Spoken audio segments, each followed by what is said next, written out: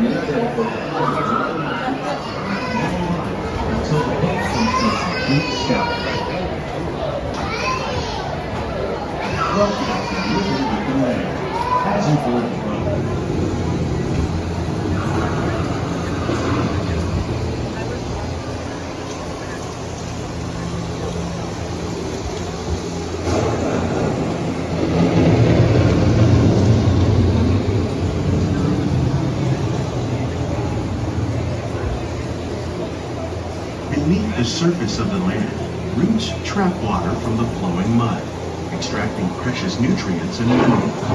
These elements, when combined with sunlight, create the diverse living systems of our planet.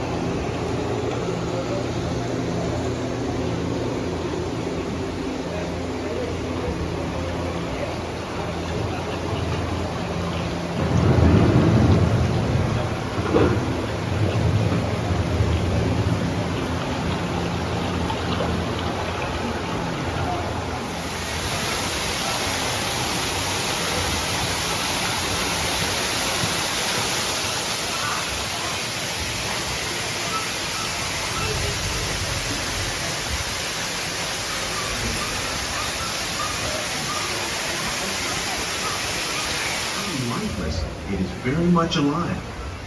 The plants and animals that have learned to survive in these harsh conditions make use of what little water they can find and avoid the scorching rays of the relentless sun. Buffalo helped create the rich soil that would one day become home to the American farm.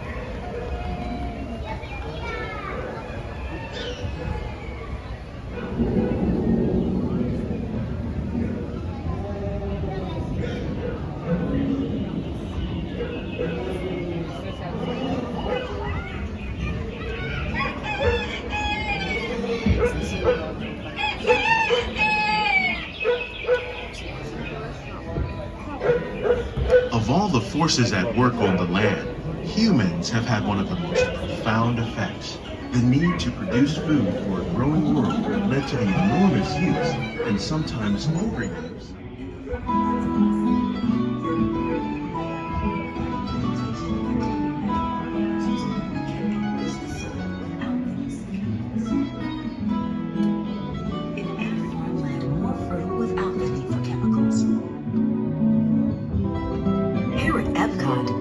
Learning to reduce the need for chemical pesticides by breeding and using natural predators, like ladybugs and wasps, to control pests.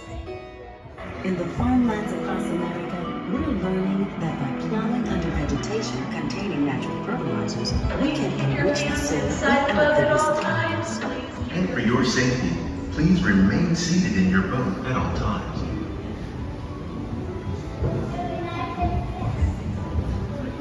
Are exploring innovative ways to produce bountiful harvests now and into the future.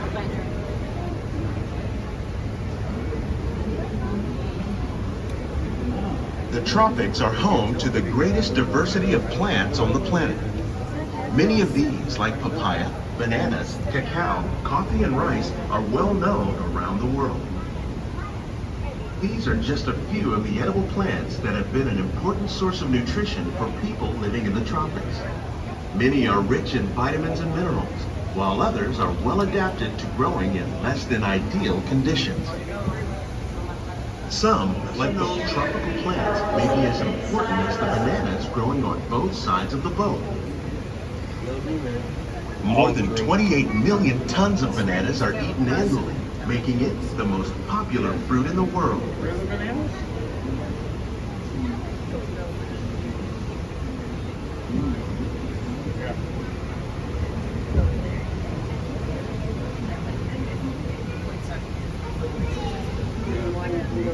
I bet this miracle food. Oh, chocolate pudding's I'd good. rather banana. It's like it's been in years past. Oh, this is okay. Catfish, like the ones you see here, are three of the more popular crops raised by fish farmers.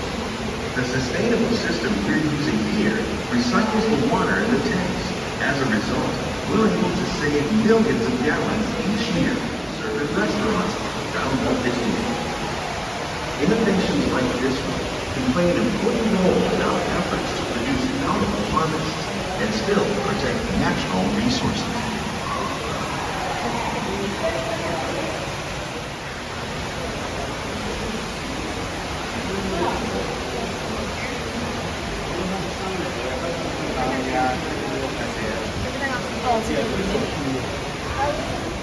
Maize, sorghum, and millet, plus rice, account for nearly 2/3 of our global food consumption. Learning how to increase yields of these staples is an important goal of research around the world.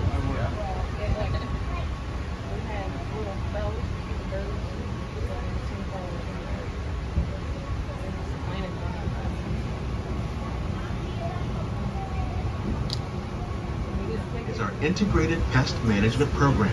By populating our greenhouses with beneficial insects that prey on harmful pests, like aphids and flies, we are significantly reducing our reliance on conventional pesticides.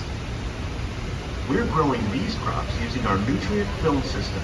This technique precisely controls and recycles water and nutrients. With it, we can produce over 27,000 heads of lettuce a year in this one small area.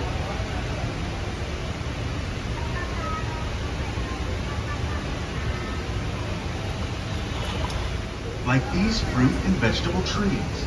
By growing these ground plants vertically, we can increase yields and better control diseases. These crops taste as good as they look. In fact, we serve more than 15 tons of produce from our greenhouses in restaurants here at the Land every Please make sure your year. feet are inside the boat. Please make sure your feet are inside the boat. Thank you.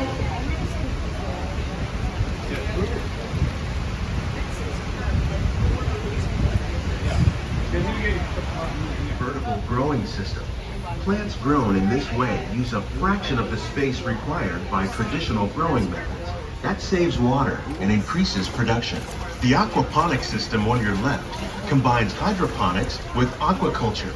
The fish provide a natural source of fertilizer for the plants, and the plants help keep the water clean for the fish. It's another great way to produce more while using less.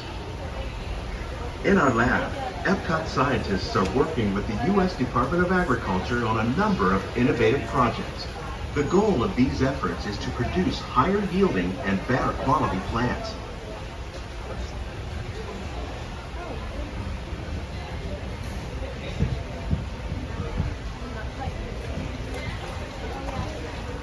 It's also